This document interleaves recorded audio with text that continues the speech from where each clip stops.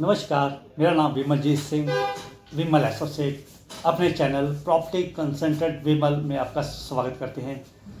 आज हम फिर दोबारा प्रॉपर्टी के ऊपर, कमर्शियल प्रॉपर्टी के ऊपर ये वीडियो बना रहे हैं, तो आप इसको आगे तक पूरा एंड तक देखिए और स्लिप मत कीजिएगा।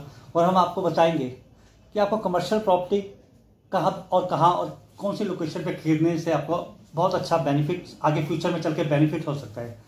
देखिए, जब भी आप कमर्शियल प्रॉपर्टी खरीदने जाएं तो कुछ बातों का आप ध्यान रखें कि आपको शॉर्ट टर्म में प्रॉपर्टी खरीदनी है, लॉन्ग टर्म में। अब आप कहेंगे जी शॉर्ट टर्म और लॉन्ग टर्म।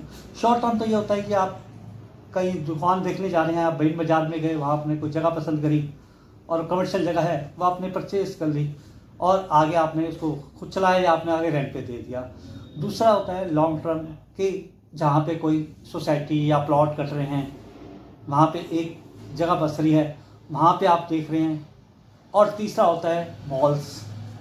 यदि आप मॉल्स में लेने हैं, अब हम बात करते हैं मॉल्स के अंदर। यदि आप मॉल्स के अंदर कमर्शियल प्रॉपर्टी लेना चाह रहे हैं तो आप किन किन बातों का ध्यान रखें। देखिए, मॉल्स के अंदर यदि आप जगह देख रहे हैं तो पहले आप देखिए, मॉल भी तीन तरह के होते हैं। एक मॉल्स वो हैं जो हाईवे पे बनते हैं, दूसरे मॉल वो होते हैं जो मेन बाज़ारों में होते हैं, बड़े मॉल्स, और तीसरे मॉल वो होते हैं जो कॉलोनियों में भी बन जाते हैं, होते मॉल हैं वो भी। तो आपको किन किन बातों का वहाँ पे ध्यान रखना है। देखिए, मॉल्स के अंदर आप पहले तो ये देखिए कि वहाँ पे कौन से बड़े बड़े ब्रांड्स आने वाले हैं, इस बारे में पता कीजिए कि कौन कौन से बड़े बड़े ब्रांड्स आने वाले हैं। इससे आपको आगे आपकी प्रॉपर्टी ग्रोथ होने का पता लग जाएगा कि आपकी प्रॉपर्टी आगे कितना और बढ़ सकती है। नंबर एक, बड़े बड़े ब्रांड्स। दूसरा, वहाँ पे पार्किंग की सुविधा कैसी है, वहाँ पे कस्टमर के आने जाने के लिए ट्रैवलिंग का साधन क्या है, इजी अप्रोच है या नहीं है, बसेस आने का क्या सिस्टम है, वहाँ पे अपनी गाड़ी से आना चाहे तो वो कैसे पहुँच सकता है। और मॉल्स के अंदर आपको ये भी देखना है उनका सिस्टम कैसा है, उनके साफ़ सफाई का सिस्टम कैसा है, उनका मेंटेनेंस चार्ज कैसे है कि वो पर मंथ कितना मेंटेनेंस ले रहे हैं, उनकी सिक्योरिटी कैसी है।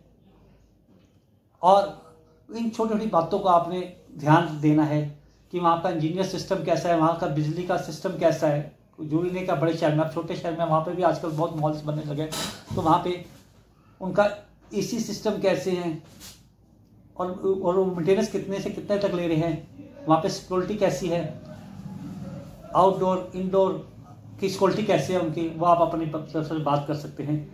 ये तो हो गया कमर्शियल मॉल्स के अंदर। और यदि आप कमर्शियल मॉल के अंदर ना लेके आप दूसरे लेना चाहें तो मैं आपको इस चीज़ से शेयर करूँगा कि आप गवर्नमेंट प्रूफ जगह ही कमर्शियल में लें। गवर्नमेंट प्रूफ जगह वो होती है कि जहाँ पे 100% गवर्नमेंट की तरफ से कमर्शियल लीगल जगह होती है, क्योंकि जो आगे चल के आपको किसी तरह का कोई डर नहीं होगा कि वो जगह टूट सकती है और उसमें कोई प्रॉब्लम हो सकती है उसके अंदर। क्योंकि जो गवर्नमेंट होती है वो उसमें 60 फुटा 80 फुटा 100 फुटा रोड पे ही बनाते हैं, तो वो पार्किंग वार्किंग हर चीज़ का बड़ा सिस्टमेटिक तरीके से देखते हैं। और यदि आपको कमर्शियल जगह लेनी है और यदि आपको प्रूफ और पूरा कमर्शियल गवर्नमेंट प्रूफ नहीं मिल रही तो आप कमर्शियल नोटिफाइड रोड पे भी जगह ले सकते हैं। जैसे दिल्ली में कई जगह हैं जो कमर्शियल नोटिफाइड रोड पर हैं, आप उसमें ये देखें उनका कन्वेंस चार्ज जमा है, उनका पार्किंग चार्ज जमा है, फिलहाल वो भी कमर्शियल है, तो आप उसमें भी जा सकते हैं। नंबर एक। और आपको जो भी कमर्शियल जगह लेनी हो तो आप कुछ और बातों का भी ध्यान रखें कि वो जो जहाँ आप जगह लेने जा रहे हैं वो बाज़ार कैसा है, वहाँ के इनपुट कैसे है, वहाँ के आसपास रहने का लोगों का लिविंग स्टैंडर्ड कैसा है कि वो आप यदि करोड़ रुपए की प्रॉपर्टी ले रहे हैं, आगे आप उनको रेंट पे देना चाहें और जो रेंट पे लेना चाहे वो आगे से रेंट निकाल पाएगा। ये तो आप कमर्शियल प्रॉपर्टी की छोटी छोटी बातों पे ध्यान रखें। और यदि आप कमर्शियल प्रॉपर्टी लेते हैं, बैंक को देते हैं या एटीएम को देते हैं, उनका रेंट थोड़ा कम होता है लेकिन कि लॉन्ग टाइम हो जाता है, जैसे 3 साल 5 साल 7 साल 9 साल, ये कि आपको रेंट आना चालू हो जाएगा। कमर्शियल प्रॉपर्टी में बेनिफिट्स बहुत हैं। यदि अच्छी लोकेशन और अच्छी जगह पे ली जाए तो वो प्रॉपर्टी आपको हमेशा बेनिफिट ही देगी, वो 2 गुना 3 गुना 4 गुना होकर आप सेल आउट कर सकते हैं। नंबर 2, अब हम बात करते हैं जब प्रॉपर्टी खरीदते हैं तो आप यदि उसको रेंट पे देना चाहें तो किन बातों का ध्यान रखें। देखिए, आप यदि प्रॉपर्टी परचेज करते हैं और आप किसी कंपनी को या किसी ब्रांड को और किसी को भी देना चाहें तो आप कोशिश करें कि आप वहाँ जिसको भी देना चाहें वो आप उसको कोर्ट से रजिस्टर्ड करवाएं। जो एग्रीमेंट हो वो कोर्ट से करवाएं यदि आप रेंट पे देना चाह रहे हैं, क्योंकि आपको आगे चल के किसी भी तरह की कोई दिक्कत कानूनी कार्रवाई में कोई प्रॉब्लम ना आए कि यदि कोई पार्टी आपको रेंट देती है, सिक्योरिटी देती है, सिक्योरिटी बाद में कहती है जी सिक्योरिटी एडजस्ट कर लो, रेंट दे देंगे, और आपको रेंट देने में आनाकानी करे, तो ये कमर्शियल प्रॉपर्टी है और आपने कोर्ट से रजिस्टर्ड करा रखी है, तो आपको किसी भी तरह की कोई दिक्कत नहीं आएगी और वो कोर्ट अपने आप वो जगह खाली करवा देगा। और अब हम बात करते हैं उनकी जो रेंट पे कमर्शियल जगह लेना चाह रहे हैं। देखिए, आपको यदि रेंट पे कमर्शियल जगह लेनी है तो यही सिचुएशन है कि आपको कहाँ पे लेना है, आपको मॉल्स के लेना है या आपको बाज़ार में लेना है। यदि आपको मॉल में लेना है तो आप इन चीज़ों का भी आप ध्यान दें कि मॉल्स के अंदर आप लेना चाह रहे हैं वो कैसे दे रहे हैं, कुछ स्क्वायर फीट के हिसाब से दे रहे हैं या पूरा लमसम ही आपको वो जगह लैंडलॉर्ड आपको रेंट पे दे रहा है। और आप उनको ये भी पूछ लीजिए कि इसमें हिडन चार्जेस और क्या क्या है, क्योंकि मॉल्स के अपने और चार्जेस होते हैं, मेंटेनेंस चार्ज होता है, सिक्योरिटी चार्ज होता है, तो इन बातों का भी आप ध्यान रखें।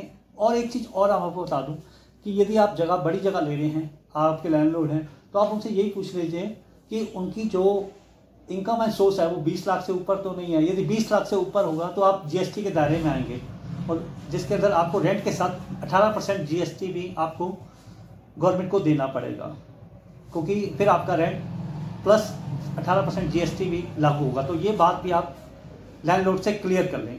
और आप कहीं भी कमर्शियल जगह लेने जाएं, यदि आप मॉल्स में नहीं लेना चाह रहे, अब मैं रेंट के वालों की बात कर रहा हूँ, यदि कमर्शियल आप जगह लेना चाह रहे हैं, आप मेन बाज़ार में लेना चाह रहे हैं, तो आप देखिए वहाँ पे बाज़ार का क्या नेचर है, वहाँ पे कैसे आबादी है, लिविंग स्टैंडर्ड उनका कैसा है कि वो आप यदि आप कोई बड़ा ब्रांड लेते हैं या आप कोई फ्रेंचाइजी लेते हैं तो आपका वहाँ पे चल पाएगा, आप वहाँ पे रेंट निकाल पाएंगे, क्योंकि खाली कमर्शियल रेंट के साथ साथ और भी हिडन खर्चे होते हैं। दूसरा, मैं आपको भी यही कहूँगा कि आप जो भी प्रॉपर्टी लें उसको आप कोर्ट से रजिस्टर्ड जरूर करवाएं, क्योंकि जिससे आपको कल को सिक्योरिटी में किसी भी तरह की दिक्कत ना आए, आपकी सिक्योरिटी रिफंड हो जाए। और कमर्शियल प्रॉपर्टी के ये और भी कई फ़ायदे हैं। बाकी कमर्शियल प्रॉपर्टी यदि आप रेंट पे लेते हैं तो भी अच्छा है, और यदि आप परचेज करके आप आगे रेंट पे देना चाहें तो थोड़ा सा और बात को ध्यान रखें, क्योंकि बैंक लोन में थोड़ी सी दिक्कत आती है, क्योंकि रजिस्टर्ड प्रॉपर्टी और कमर्शियल प्रॉपर्टी में 2 या 3 गुना का फ़र्क होता है, तो बैंक आपको पूरा लोन कभी नहीं देगा, बाकी आपको खुद अरेंज करना पड़ेगा। इन छोटी छोटी बातों का ध्यान रखें। आपको ये वीडियो अच्छी लगी हो इसे लाइक और कीजिए, और मेरे चैनल प्रॉपर्टी कंसल्टेंट विमल को लाइक कीजिए। Thank you very much. नमस्कार।